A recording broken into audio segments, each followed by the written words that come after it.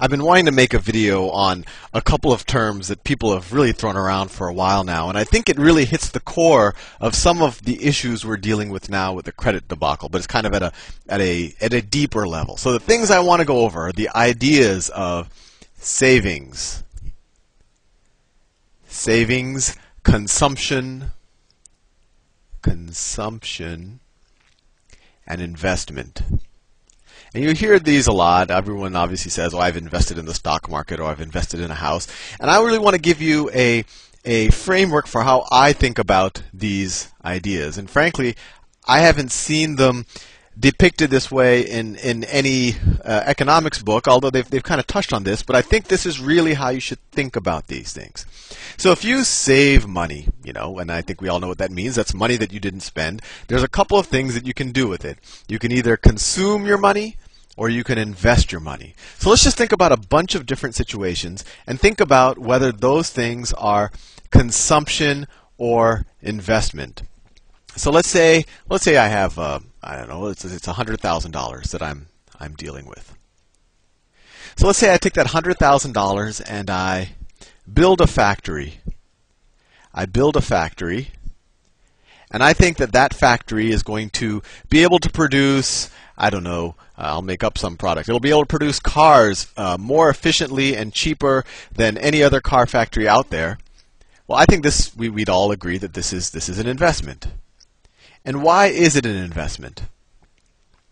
Because I'm taking this $100,000 and I'm putting it to some use that is creating hopefully more value than my original $100,000. In fact, I'm expecting some type of a return on this investment. And I've made a bunch of videos on what a return on investment is, and you can usually quantify it, right? If I take $100,000 and I build this factory, and this factory spits out $50,000 a year, it's probably creating at least $50,000 a year of value, assuming that nothing corrupt is happening in our system. In fact, it's normally creating more than $50,000 a year of value. It may be creating $100,000 a year of value. $50,000 of that maybe is going to the person who's doing the production, and then the other half of the value is actually going to the consumer of whatever this factory is making. And you have to think about it, because if all of the value went to the person who produced the factory, then there's not a huge incentive for someone to use its products anymore. But anyway, that's not the topic of this discussion. We're just trying to get a mental framework on what consumption is versus investment. So I think we all agree that if I were to build a factory, that this is, let's say I'll do everything in green as investment. So building a factory is an investment. Now let's say that I don't know, I'm homeless. I'm homeless and I have this $100,000, and because I'm homeless, I don't have a place to go and eat dinner and rest and relax, and because I don't have that, I can't get a job and I can't become a productive member of society. So maybe I'm going to use this $100,000 to buy a simple house that meets all of my needs. So let's say build a simple house, and I'll do that in a neutral color. Build a simple house. Simple house. So this is my other use of this $100,000. Instead of building a factory, I'm going to build a simple house.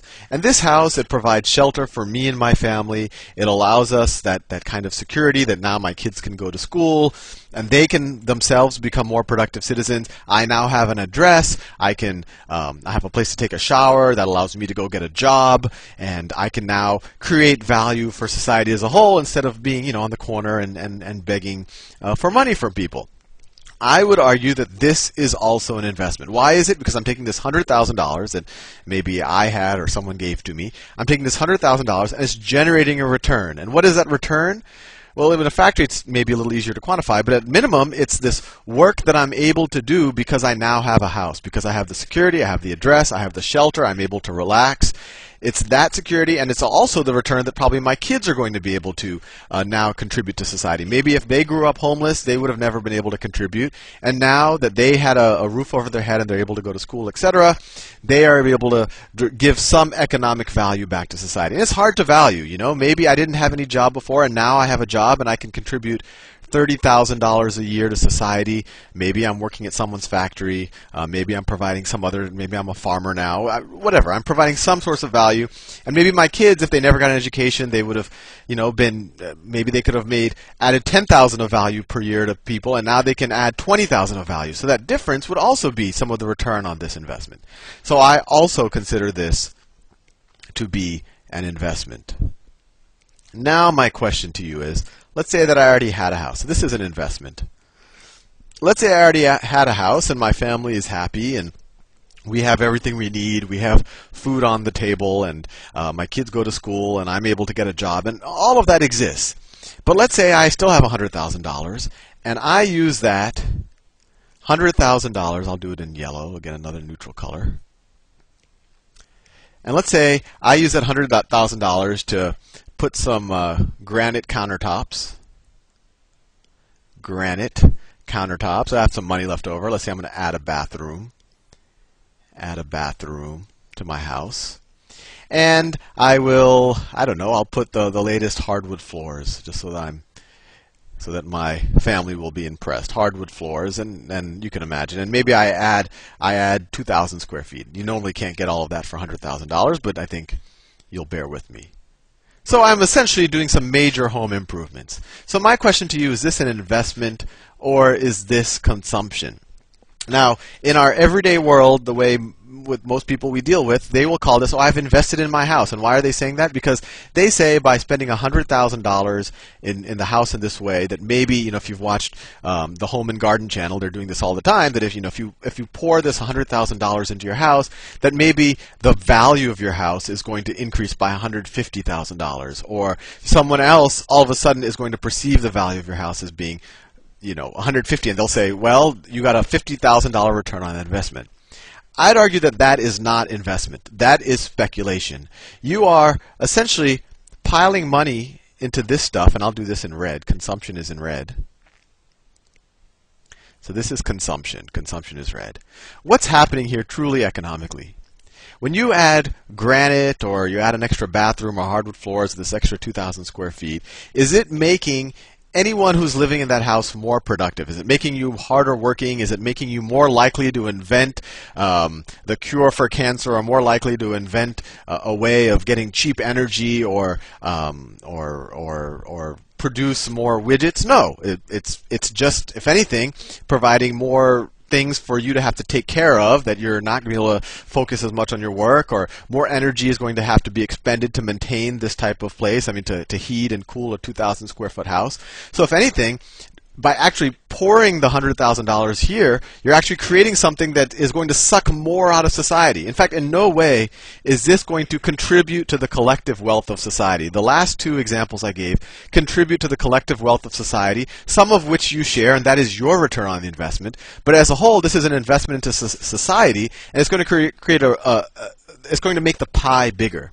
This right here does not make the pie bigger. It might make you a little bit happier, might make your ego feel a little bit better, let your pride grow and your self-righteousness grow, and show other people that you've arrived, but it's not going to increase the wealth of society. And when you say that you've invested, you're really just saying, I've speculated. What you're saying is, by paying this $100,000, you're going to find essentially a greater fool out there who, before they could have done the same thing. They could have bought your house, spent $100,000, and done this if this is what would have made them happy. But what you're saying is essentially that you're going to find somebody out there who's willing to pay $150,000 extra for something that should have only costed $100,000. And in fact, if anything, if you use this at all, the value of this is going to go down. So you're just somehow assuming that, and you're assuming that the granite countertops that you choose are going to be the taste that someone else would like, or that the hardwood floors are going to be the taste that someone else is like. I would actually argue that when you customize your house in this way, you are creating $100,000 of consumption to your taste, and I would be surprised if someone else truly is willing to pay more than $100,000 unless they are being in some way irrational, or they can finance this because it's part of the mortgage. Anyway, this is, I think, just the big picture. Investment adds value to society. Investment, a simple house, adds value to society. Consumption is something where people might call it an investment because it's kind of speculation. It might find some other guy who's willing to emotionally pay more for something, but it is not in any way, it's money that's burned, it's not creating more value for society. I'll continue this in the next video.